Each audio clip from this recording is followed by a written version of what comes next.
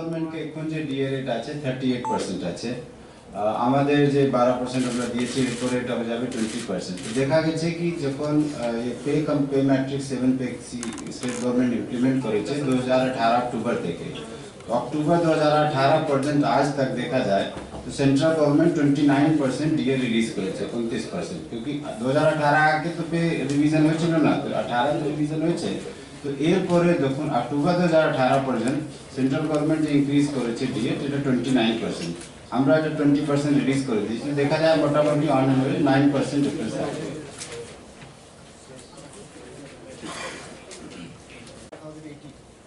এর আগে যে ছিল 13000 ট্যাক্স বার্ডেন ছিল স্টেটে, কি ছিল ট্যাক্স বার্ডেন মানে ঋণের কি?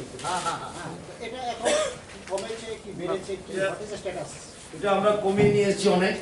কত হয় মানে কত তখন ফিরে দেওয়া যাবে না, কারণ আমরা এসেছিলাম দিয়ে নিয়ে। আপনি আসবেন আমার চেম্বারে, আমি বলে দেবো আপনাকে।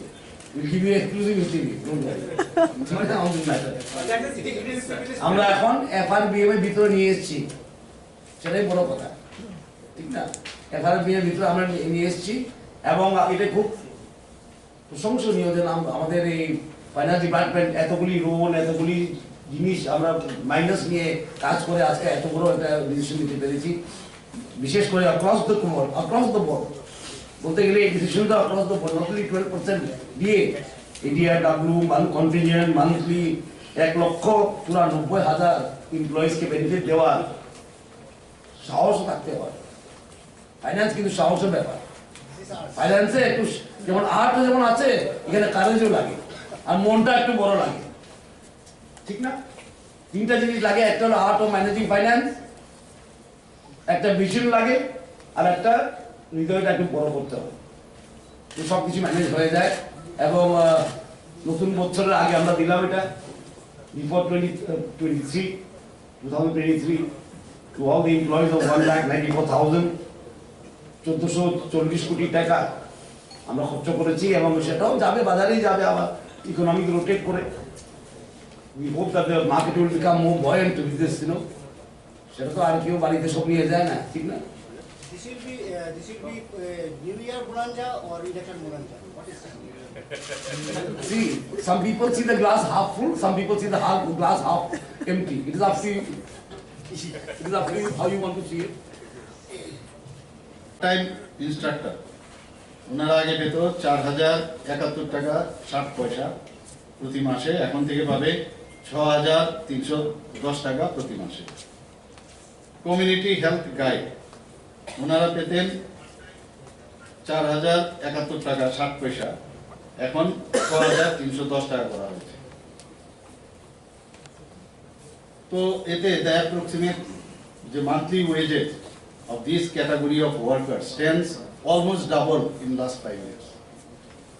For example, উদাহরণস্বরূপ আমি বলছি, monthly wages of DRW grade D সেটাকে আমরা ইনক্রিজ করেছি 10,010 from rupees 5,148 prevailing in 2017, তো ডাবল আমরা বাড়িয়েছি।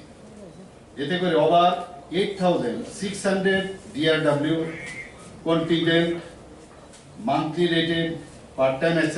workers will benefit from this increase in their monthly remuneration. Both these decisions of the government will put an additional amount of around rupees 120 crore per month and rupees 1,440 crore per annum in the hands of employees and pensioners benefiting more than 1,94,000 pensioners and families in the state.